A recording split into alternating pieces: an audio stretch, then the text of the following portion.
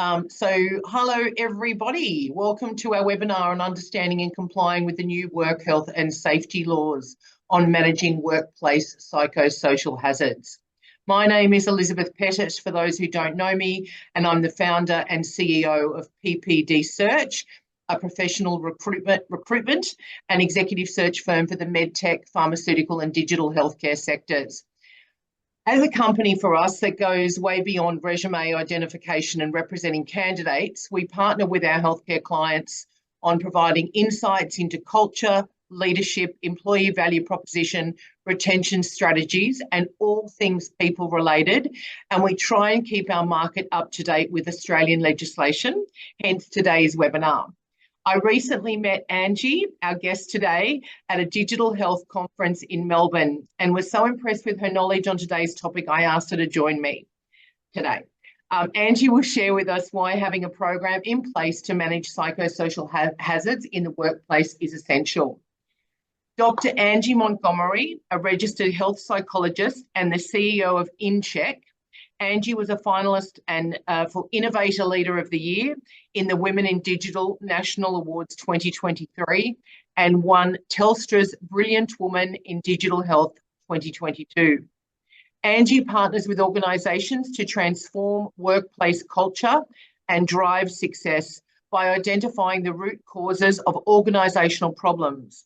She works with companies to understand psychosocial risk profiles, ensuring compliance with work health and safety laws, and reducing mental health-related employee compensation claims. So welcome, Dr. Angie. Thank you so much for joining me today. So can you start off with just telling everybody what are psychosocial hazards? Yeah, absolutely. Sorry, my light just turned off for some reason. Right. Good timing. Can you still see me okay? Yeah, we can. Well, I can. Okay, beautiful. Sure. So psychosocial hazards. I think probably the easiest way to think about psychosocial hazards is to first of all think about physical safety. So in work health and safety land, we're very familiar with workplace injuries as associated with physical injuries. That's because the focus in that space has traditionally been on physical injuries for a long, long time. And, you know, there's some sectors that have really championed that space, like, for example, blue-collar sectors around transport, construction, electrical, etc. So physical injuries have been very proactively managed. The way that you prevent a physical injury occurring is through identifying risks. And the identification of risks is through recognition of hazard. So, for example, some hazards that exist for physical injuries can be things like a trip hazard, a falls hazard, that kind of thing, a traffic hazard. So those hazards exist because they can potentially place physical safety at risk. Psychosocial hazards, if you think about them in a very similar way. So psychosocial hazards are basically workplace factors that have the potential to cause mental harm to your workforce. So some examples of psychosocial hazards would be things like bullying, harassment, exposure to traumatic events, like people in emergency services, for example. And the most common one is certainly role overload, which a lot of people experience in their workplace. So role overload, yeah? Yeah, role overload is certainly something that a lot of people experience as a psychosocial hazard. And would that be giving people more work than I guess they signed up for, or more work than is in their job description? Is that what you mean? It can come down to a range of different reasons why someone might feel overloaded with their work. So it's not always allocation versus time. It can be allocation versus time, but there are some other things to consider in addition to that. Some other things that can contribute to role overload can be poor systems.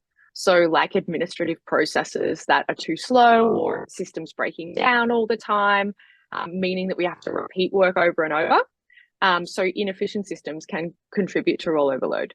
Another thing that can contribute to role overload is insufficient training. So if you have been hired to do a job that you're not, previously trained to do, it's going to take you a lot longer than someone who does have the appropriate training. So there's a few different bits and pieces that can contribute to role overload, and it's not always just allocation of work versus time, but allocation of work versus time can certainly be one of the contributing reasons. And I would imagine what we see with role overload is people with stress and burnout, because when people leave organisations and if they can't fill the role quick enough, or people take a while to get ramped up, that role gets absorbed into other members in the team, and then they have role overload. Right. Then you've got stress and burnout, low morale, all that type of thing. So we do exactly see that a lot. Yes. Like attrition and turnover are also big reasons that people can get overloaded with work, because it does take 6 months to get someone up to speed. A new recruit, for example, there's backfilling and all of that constant change that occurs in the personnel management space. Yes, can certainly have an impact. And what is included in the new regulations, and what does this mean for employers? Okay, so over the last few years, there have been a range of different new regulations that have come out from the state regulatory bodies. So you've got your WorkSafes or your Safe Works around the country. So in New South Wales Safe Work were the first state or the first regulatory body to release a code of practice around managing psychosocial hazards in the workplace. That was in 2021 that they released that code. And basically what that means is, whilst we always had the requirement from a work health and safety law perspective since 2011 to protect psychological health, the code of practice means that there is now a roadmap on how to do that. And it's kind of like a framework. Well, this is the minimum expectation that every single employer is expected to abide by to protect psychological health of their workforce. So they released that in 2021, then Queensland followed suit, Western Australia, Tasmania, they all followed suit. Victoria is about to drop theirs, is my understanding. And we also had Safe Work Australia, which is a national body, release a model code of practice. And that is basically an overarching recommendation that's filtered down to the state regulatory bodies around this is what you should be advising and enforcing among employers. Sorry, go ahead. No, I was just going to say, so so are you saying that every company needs to have in place a program or a policy or something around psychosocial hazards, being aware of those, especially for leaders, being aware of psychosocial hazards and mental health in their employees? And if that employee suffers harm because of a workplace mental health injury, that potentially could be a massive problem for the organisation. Is that right?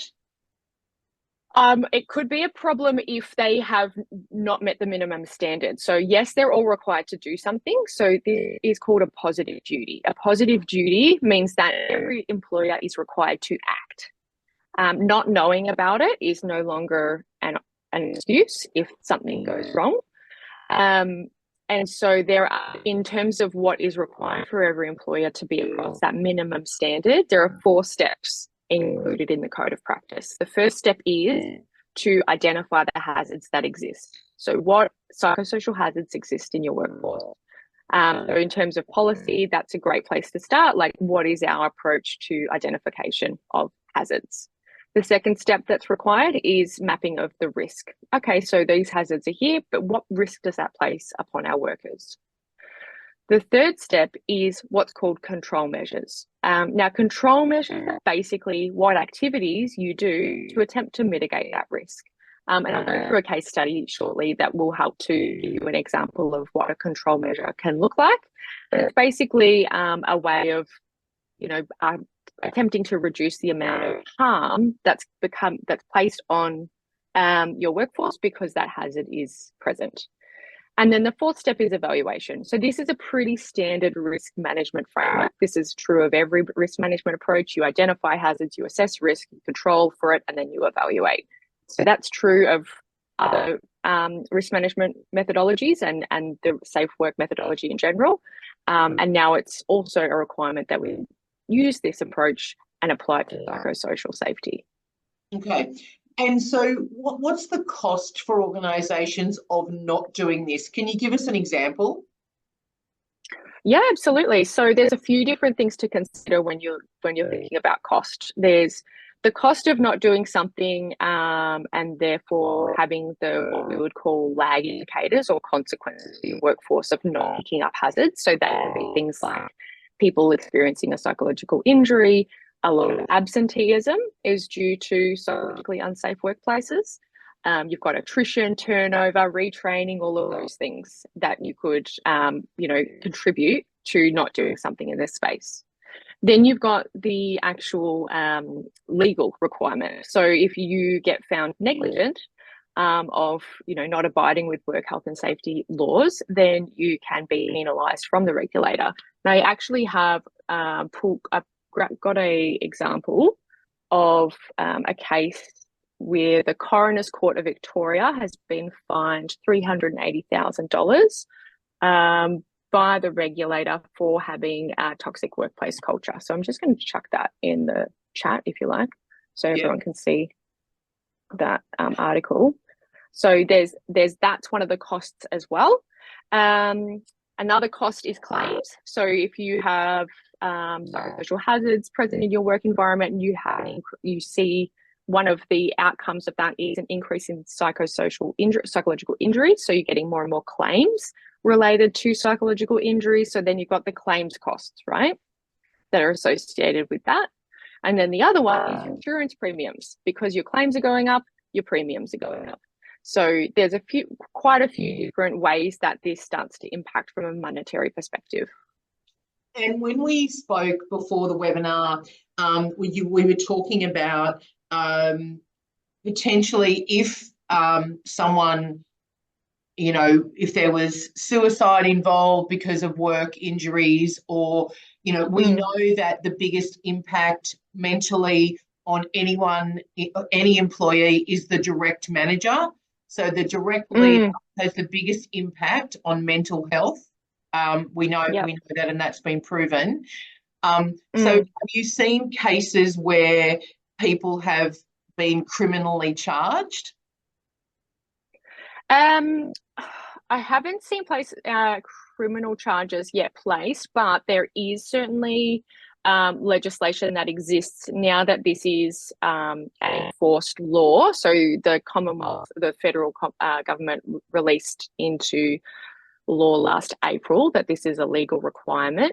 That if business leaders or business owners, directors are found to be negligent and harm comes to the workforce, they can be held criminally liable, and that can be found under the industrial manslaughter laws as well. So if a death occurs as a result of workplace negligence, then the leaders of that business can be held criminally liable. Yeah. So just to be clear, when we talk about workplace negligence in this case, we're talking about psychosocial hazards, not obviously physical. Right. So we're talking about mental health. No, that's right. We're talking about psychosocial hazards. So if someone was to suicide and then an investigation ensued that revealed that person had suffered, a lot of distress as a result of their workplace and their workplace environment, and business leaders had done insufficient, work to prevent that, then that could be an outcome. Yeah, right. Okay. So I would imagine, and I really need to know this too for my business, but I would imagine for a lot of businesses, they don't have no idea where to start on their psychosocial hazard journey. And this is what you help companies with. Yeah. But and also because it's really hard sometimes to know if people aren't feeling good mentally. But you're saying it's no longer an excuse. If you say, well, I didn't know that they had a problem, no one told me, that's no longer an excuse. So where do we start with this? Yeah, it's a really good question. And just to reassure you, you're not alone. It's just come into effect. A lot of people are just starting to get their heads around this topic, and there's a lot of anxiety in the market as well around, not really knowing where to start on this topic, knowing that there's a duty to do so, but what does that mean? And, that's okay. Like, I think, the regulator understands that. When I've spoken to the state regulator in New South Wales, for example, he's not like saying, well, you have to have a perfect environment that's free of any hazard. They want to see that it's been made, a start has been made, and that a plan is in progress towards, managing risk. And that's true of physical as well. So it's not different. So in terms of where to start, there's a few steps that I would recommend that you do. If you're not familiar with the requirements in terms of like the regulation, then, it might be worth having a look at those. Actually, I can link I've got all of the countries' codes on my website. So what I can do is just link that page as well in the chat, so that, wherever you are, you can look at and download the relevant documentation. The first steps in terms of understanding the current state of your organization would be to go, like, the way that I usually kick off with a client is to understand what's currently in place around psychosocial safety. And that includes things like understanding what policies and procedures are currently in place. That might be in terms of the psychosocial safety policy. That might be in terms of, do we have a bullying policy? Do we have a harassment policy? Do we have a whistleblower policy? Even at that level, do we have what support services do we currently have in place?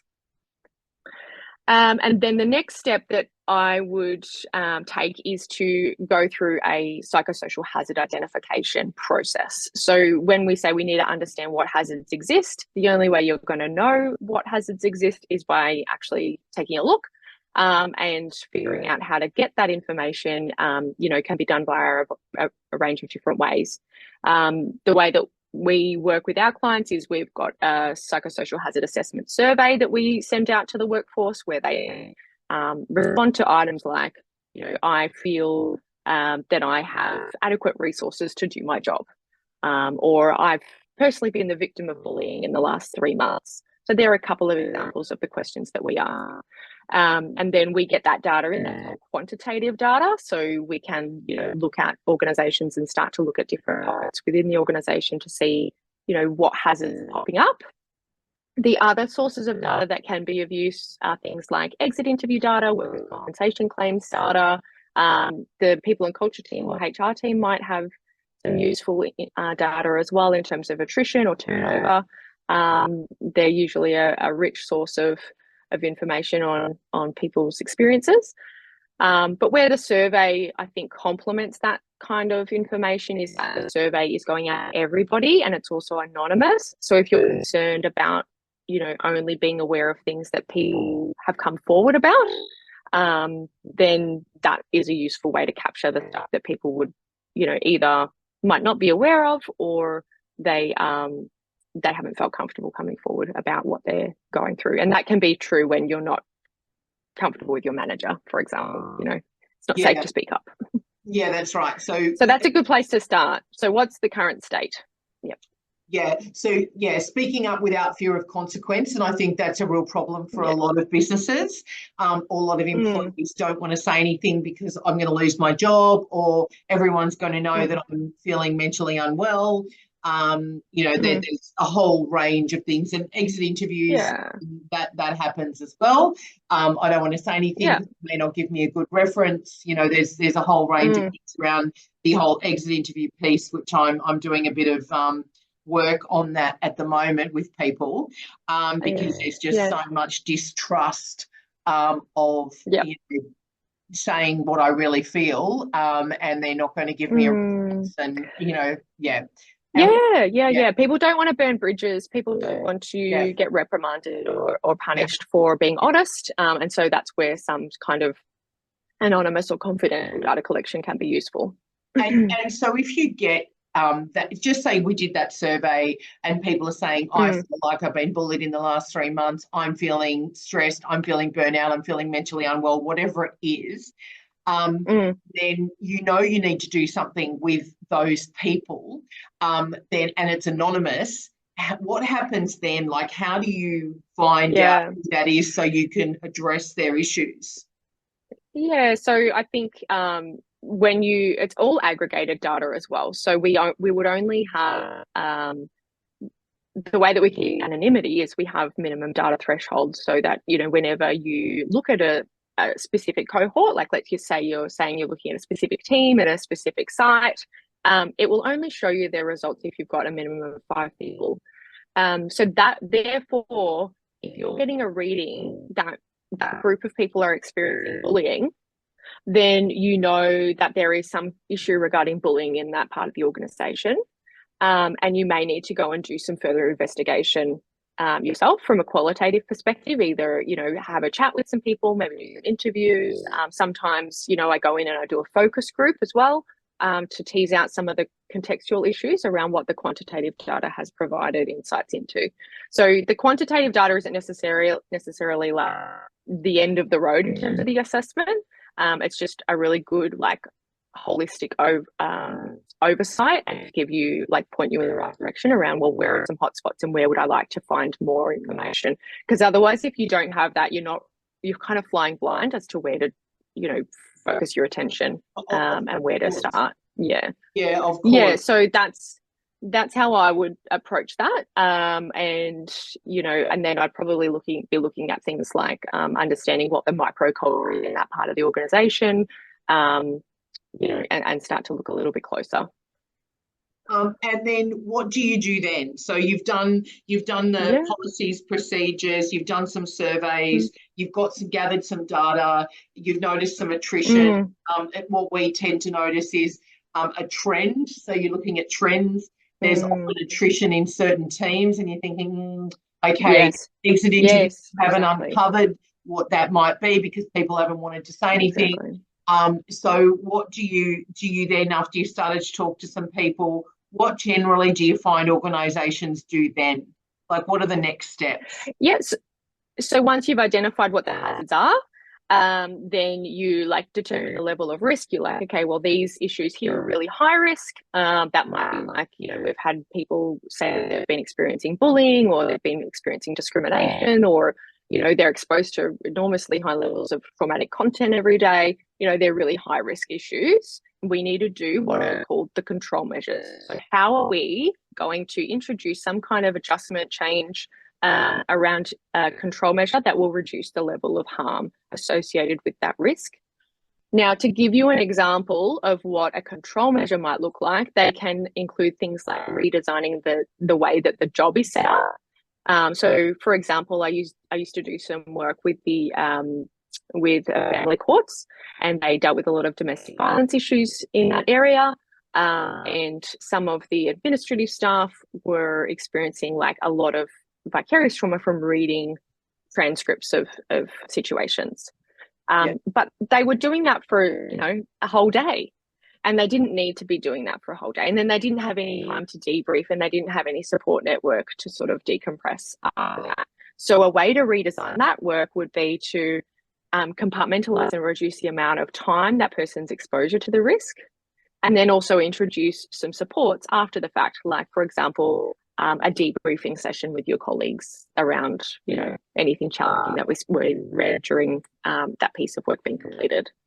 Okay. So there's the thing called the hierarchy of controls, and this is getting pretty technical, so don't stress too much if this is a little bit too much information. But the hierarchy of control basically says, the first objective is to eliminate the risk. The second objective is to reduce the level of harm associated with that risk, and so forth. So what you're looking to do is, if the risk can't be eliminated, that's okay. We work with people. There's always going to be psychosocial risks in the workplace. That's fine. But how do we reduce the amount of harm associated with that risk being present? And that example I gave around the courts and it being exposed to traumatic content is a way of reducing harm. Do you have any case studies that you can talk about? Yeah, I've got one that I was just thinking about just before we jumped on. So it was a really big national government agency that I'll, obviously keep it confidential in terms of who it was. But we went through a pretty extensive process with these guys because they had some of the red flags or the, I guess we'd call indicators that something was wrong, not necessarily anything super obvious, but they had things like high attrition. They had some increasing frequency of psychological injury claims, but they also had increasing people going just on leave, like stress leave, or, almost disengaging to the point of not wanting to come back to work. They had low morale and things like that. And when we went in and did a bit of an assessment, we looked at the nature of the work that the people were doing, and it was a lot of interaction with the public. But the role of the organisation was quite punitive in terms of they were required to enforce rules. And what that led to was a lot of aggressive or distracting conversations or conflict with the people that their customers, I suppose you call it. Yeah, right. And yeah, so quite a lot of high emotion interactions that were happening. So there were things like threats, panic attacks, suicide threats, like that kind of thing coming out during their conversations with their customers, which, the employees were feeling, more and more burnt out of trying to deal with the emotional burden of that, of those conversations. And they also had a really high workload. So it was just one after another. Yeah, right. So they didn't have any time for decompression. They didn't have any time for peer support, that kind of thing. So that's a bit of an example of figuring out what the risks were. Yeah. So for that, I would say the risks are exposure to traumatic content, exposure to aggressive interactions, poor support, high workload. They're probably some of the psychosocial hazards that I would flag for that example. So some of the control measures that we worked with and introduced, some of them were introduced by the organisation themselves. So they introduced things like policy changes regarding work design and how those roles were set up.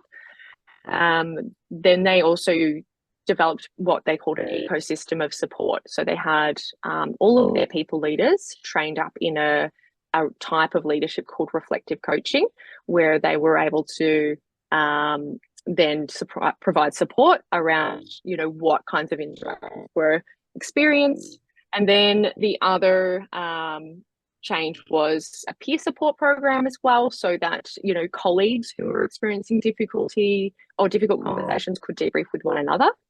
And then there was also a capability uplift across everybody to deal with those types of conflicts on a daily basis as well. So some of the outcomes were we had improvements in the confidence of dealing with those difficult situations. We had reduced stress, improved well-being, and then the culture sort of started to shift over a period of time as well.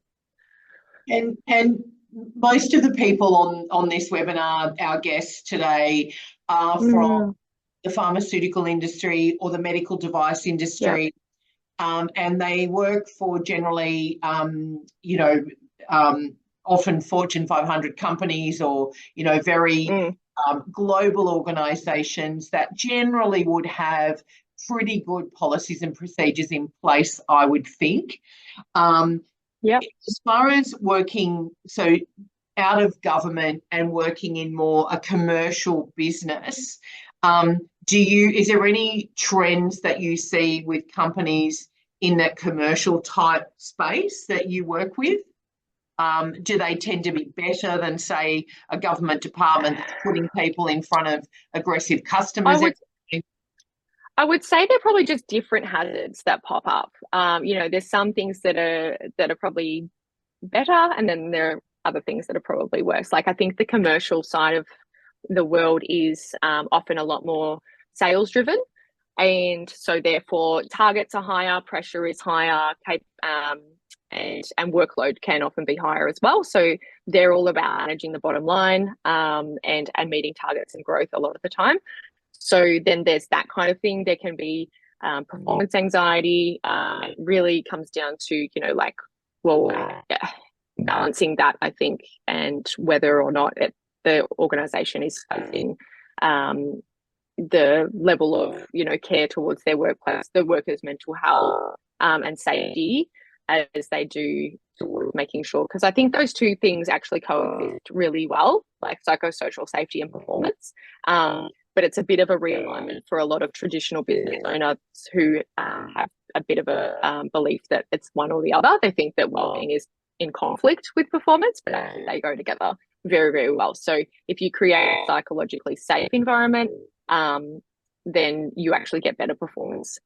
So yeah, there's a few different, I would say the hazards are different across those sectors. Yeah. Would you say that if you're would you be having conversations with employees around this sort of thing? Like, what would you say? Because as still, I think people find it really hard to be able to talk about this. I mean, we have our Gen Zs, love them, and they love to talk about mental health. I know because one works with us, and she's very happy. They're very authentically, they're very unapologetic about who they are. They're very raw, and they do like to talk about anxiety and mental health and all of this sort of thing. And to be honest, that's often a really good thing because they're getting it out there and they're not holding it in, like, I don't know, the Gen X and baby boomers of the world. So to be able to, how do you get people to talk about their mental health without feeling super vulnerable and, I guess, discriminated against? Because when I talk about this stuff with people outside of work, they say, I never talk about that with my boss. There's no way they would be able to continue working there if everyone knew that I wasn't feeling mentally well. So is there any advice you can give to organisations to, I guess, open up a dialogue around this stuff, or is it the surveys? Yeah, look, I think that's and just to probably clarify as well, like the psychosocial hazard management piece is one piece that's very organisation focused in terms of like the leadership having conversations regarding mental health. That has a big role to play in things like culture. It can also create a psychologically safe workplace. So, those two concepts are very, very aligned. In terms of the question that you've asked, I think there's a couple of things to consider. So one is that the culture, the organizational culture that you're in will also have an impact on that conversation, regardless of what you as the leader will, open with in terms of your specific dialogue.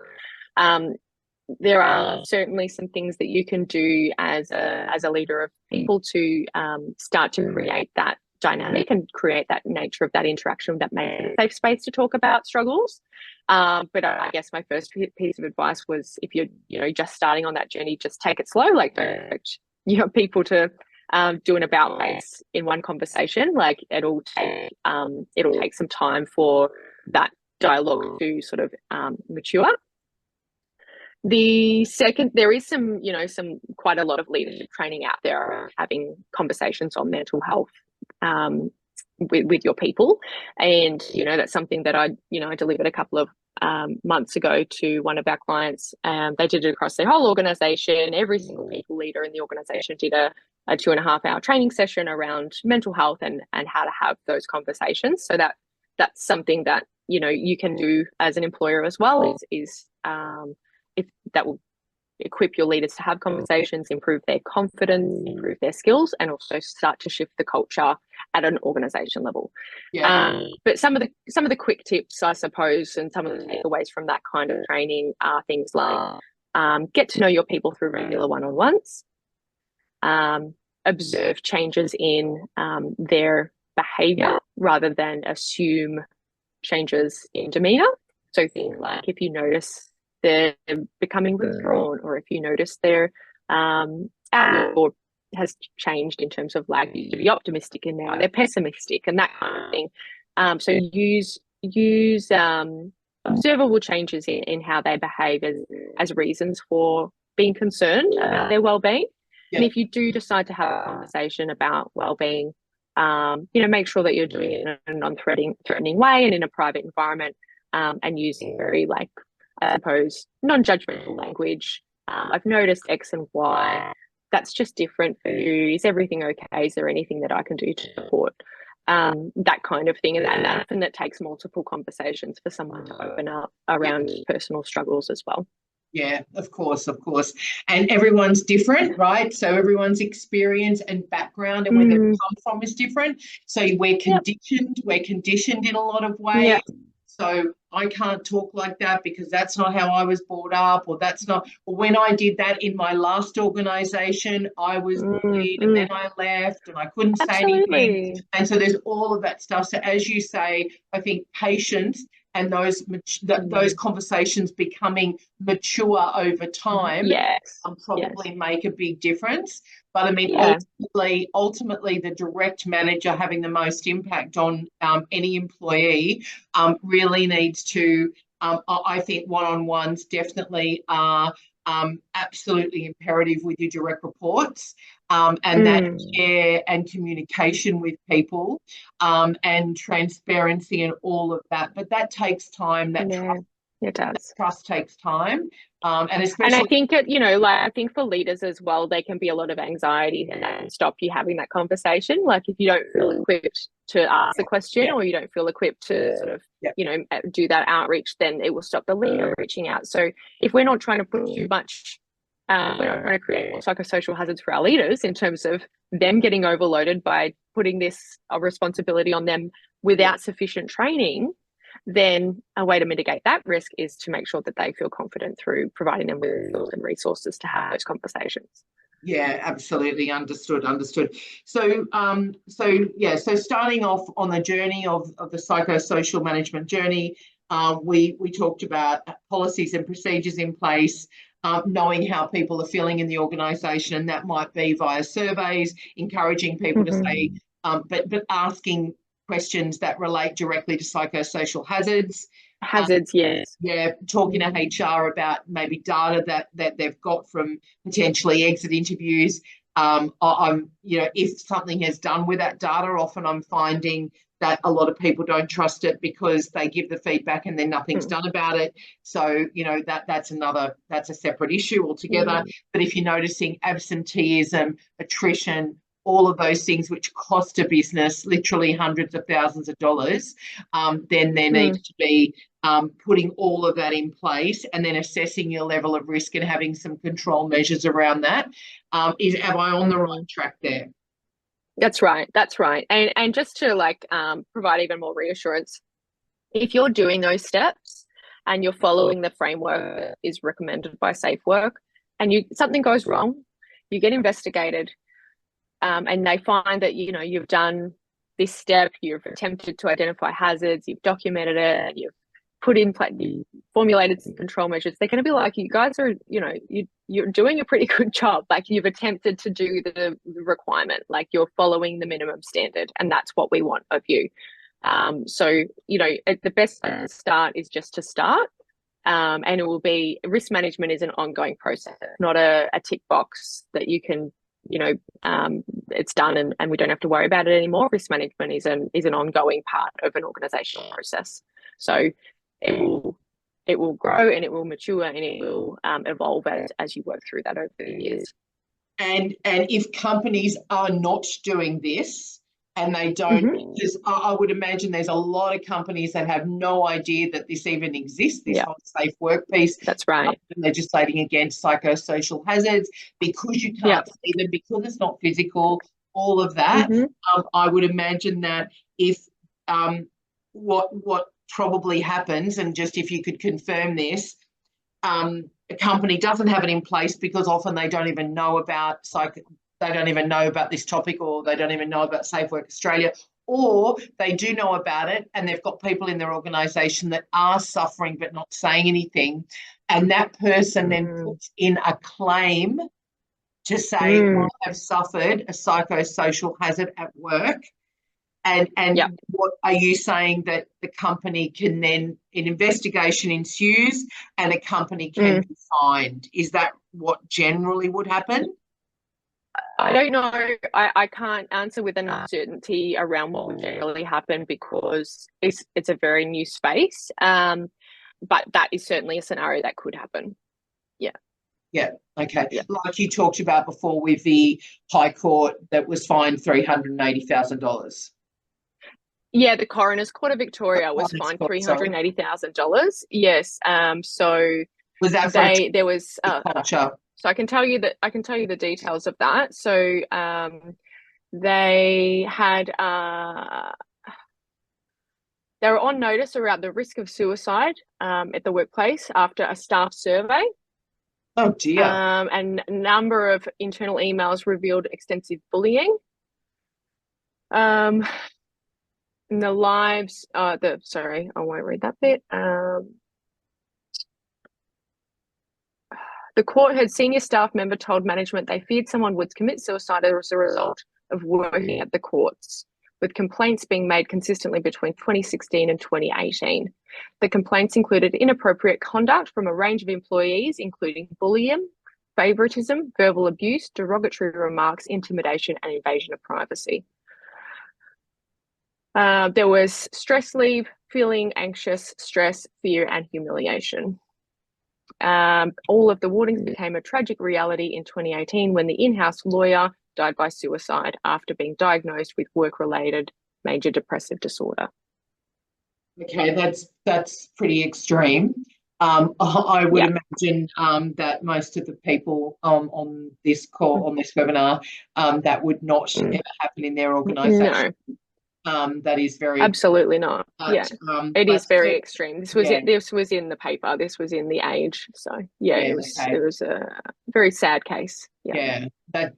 Terrible thing, tragedy. I do often hear about burnout, stress leave. I do hear from people a lot that they've got people on stress leave. They're not coming back to work. What do I do about them? We've still got to pay them. All of that sort of stuff, definitely hear about. And let's be clear here. It's not always the employer's fault. The employees definitely take advantage of employers sometimes. Knowing they can go on stress leave. It works both ways, right? But obviously, if there is then an investigation and it is found that the company hasn't done the right thing. So it's just that's right. Something that you have to. And I think I think it's useful to spin it on its head as well in terms of the positives that come from this topic as well. So there's a lot of research and evidence that shows the benefits of psychologically safe work environment. Like Google did a study in 2012 across, I think it was about 20,000 employees, called the Aristotle study, I think it was.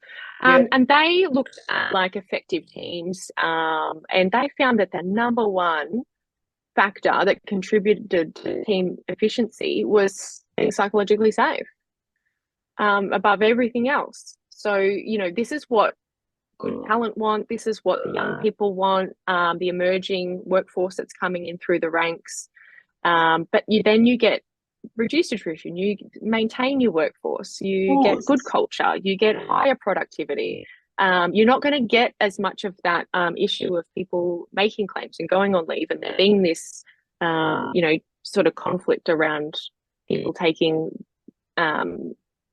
advantage, because the culture is great because they're loving work, and that's when you become an employer of choice and all of those good things. So yes, there's the punitive end of the scale where we've got this as a requirement. There's a lot of punishment and costs if you don't do it, but then there's so many benefits if you can.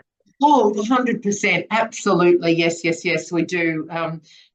We do a lot of work on retention strategies and culture and employee value proposition and perks and benefits and, being recognised. And sometimes it's a pat on the back saying thank you, that doesn't need to be financial. In fact, we find that even though salary, of course, is so key, absolutely, and you have to be competitive against your competitors on what you're paying people, at the end of the day, money is a short-term motivator. If the culture's toxic, if your workplace isn't right, if you don't have a boss that you respect and that you can look up to, that's giving you professional development, that's giving you a pat on the back, it's recognising good hard work, you're not going to stay there regardless of the salary.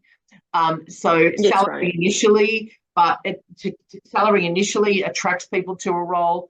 But at the end of the day, it's not salary that keeps people in a job, even though people say, I'm leaving because of the money. And that certainly does happen. If they then leave because of the money and the culture's not right, they won't stay. And culture's probably would be number two after salary that we get asked about. You know, why would I want this job? Right. It's firstly salary, and then tell me about the culture, tell me about the leader. So that is actually the main things I would say, and then there's a lot more that goes on from there. Does anyone have any questions of Angie? So someone has asked here, what does capability uplift mean, and what are some examples? Yeah, absolutely.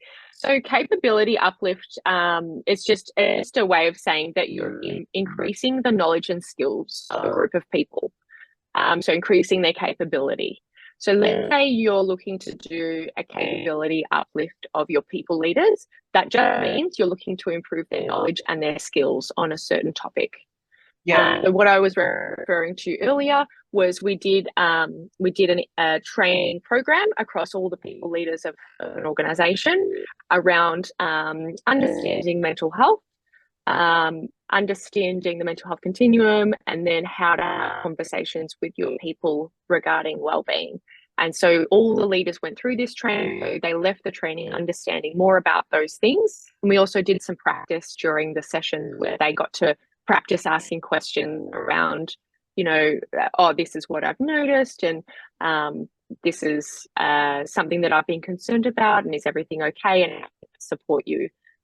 Is there anything that I can do as a leader? Like, can I reallocate some work, or, you know, blah, blah, blah, blah, blah. So yeah, that's all that leadership capability uplift means. It's just increasing knowledge and skills, usually via training.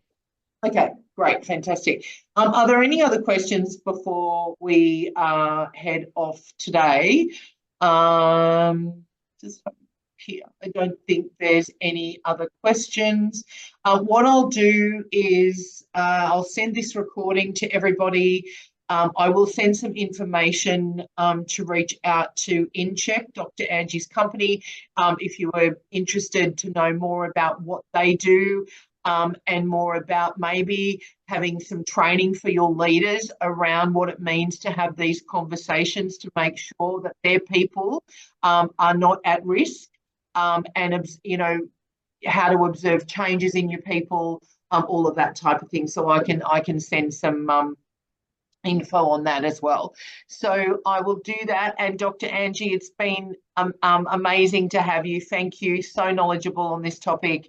And we will obviously stay in touch, and I'll let you know what I'm sending to everyone, and you'll probably get some reach outs, hopefully.